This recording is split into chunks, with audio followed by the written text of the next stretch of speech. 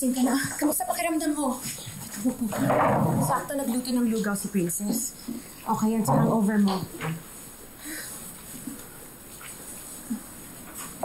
Ayan. Kain ka, anak. Libby, gusto mo ba ng bawang? Hindi ako nagugutom.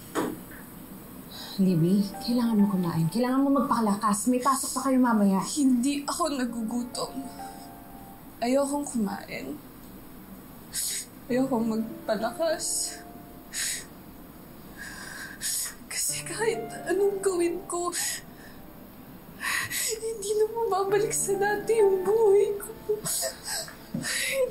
Hindi ko na alam. Ay, sakit. Sakit.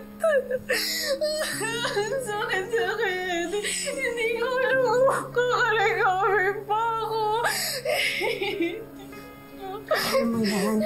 Huwag ka mawalan ng pag-asa. Kaya mong harapin ang kahit ano. Mahirap lang pero kaya mo.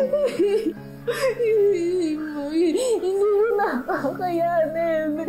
Hindi ko nakakayanin. Sakit-sakit ngayon lang ako nagmahal.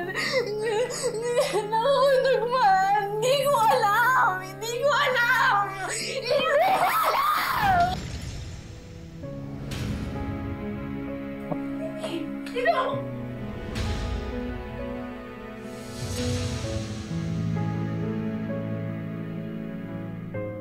Oh my God! Libby! Princess! Pakuha ng gas at ointment dun sa medical cabinet, please! Okay lang, ma. Sugat lang to. Libby, anak? Pinagkagawa mo sa sarili mo. Sugat lang yan. Gugustuhin ko nang maramdaman yung sakit nito kaysa maramdaman yung...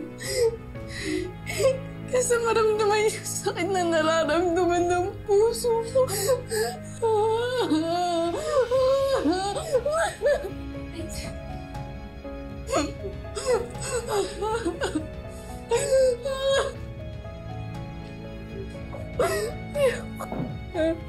Ayoko na.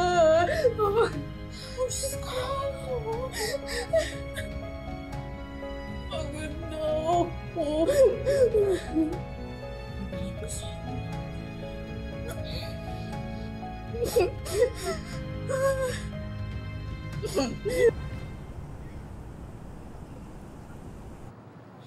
Princess, nag-worry ako sa'yo kanina. Hindi ka na nakapasok sa first class mo.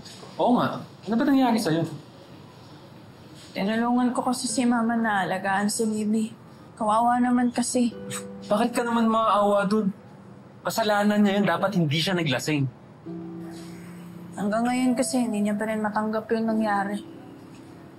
Princess, oo, nakakaawa si Libby.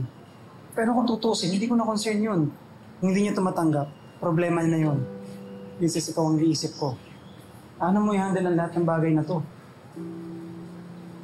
Naiintindi ko na lang si Libby. Mahalaga rin kasi siya kay Mama eh. Tsaka, naisip ko rin si Ma'am Sherlyn. Naging mahalaga sa akin si Ma'am Sherlyn at mahal niya rin si Libby. Ay, naku naman. Ikaw patuloy yung naiipit. Ayoko pa naman nalulungkot ka, Princess. Huwag kong intindihin. Marami na akong hirap na pinagdaanan sa buhay, Xavier. Kahit bata pa ako, maaga kong natutunan na kung minsan, yung magagandang bagay may kabayaran. Lahat ng tagumpay, may pagsubok muna. Princess, willing naman akong pagdaan ng lahat. Basta ang mahalaga ngayon, magkasama tayo. Masaya tayo. Oo, masaya tayo at siguro pwede na yun. Kapalit ng mga paghihirap.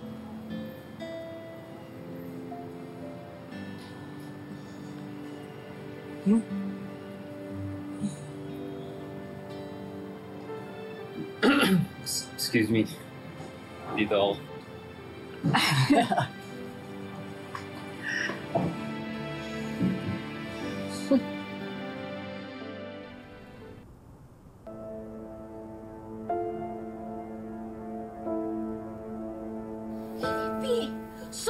Sobra ka na! Hindi pa nga nagre-recover yung katawan mo, uminom ka! Ano naman sa'yo? Ano sa akin? Anak kita! Ayoko nakikitang ganyan ka. Mahina, talunan! Anong pa bang gusto mong gawin ko? Kasi ginawa ko naman yung lahat eh. Alam mo yan. Pero ganito pa rin yung nangyari. Libby, ikaw nga yung nagsabi sa akin, di ba? May paraan at may paraan. Huwag tayong sumuko, di ba? Pero ano pa ba, Ma? Ano pa kailangan ko gawin kasi pagod na ako? Libby, iba na yan ah. Pag-ibig lang yan. Pareho lang tayo. In love ka kay Daddy kaya ginagawa mo lahat ng to. Pero ang pagkakaiba natin, matino ako mag-isip. You're supposed to be my mom. My real mother. Pero bakit mas kinakampihan mo si Princess? My God! Libby, makinig ka sa akin ha. Makinig ka! Plano nga yun eh. Acting-actingan lang yun. Di ba nga kailangan mahulog ang loob niya sa akin? Kailangan kunyari may pakialam ako sa kanya, may malasakit ako sa kanya, na kunyari mahal ko siya. Kung ikaw ang pagtutuunan ko ng pansin, edi syempre makakahalata siya. Kagabi nga, muntik ka na madulas. Buti na lang nabawi ko. Dahil naiinis na ako, Mami, dahil lahat ng sakit kinukuha ni Princess. Libby, sandali lang yan. Makukuha mo lahat ng gusto mo. Matuto ka lang maghintay. Ibibigay ko lahat sa'yo. Pero hanggang kailan ka ba mag-pretend na mama ka niya? Kanino ka mag-pretend?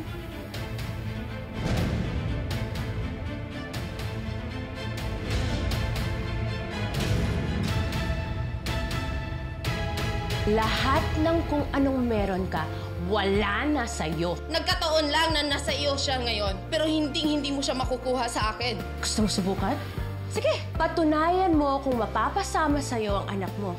Ako pa rin ang mami mo. Umalis ka na! Ano ba problema? Umalis ka na, Layan! She's still your mom. You should have at least respected her. Di ba pinagtutulakan mo rin naman palayo sa buhay mo si mami? Iba ang sitwasyon namin. Minsan niya din naman akong ipinagpalit sa ibang anak eh. Kay Princess. Kaya namihasa yung babaeng yun, pati boyfriend ko inagaw. Muna ako yatid hanggang doon. Dito na lang. Baka kasi makita ka ni Libby. Masaktan na naman. Hindi mo kasalanan yun. Tama na.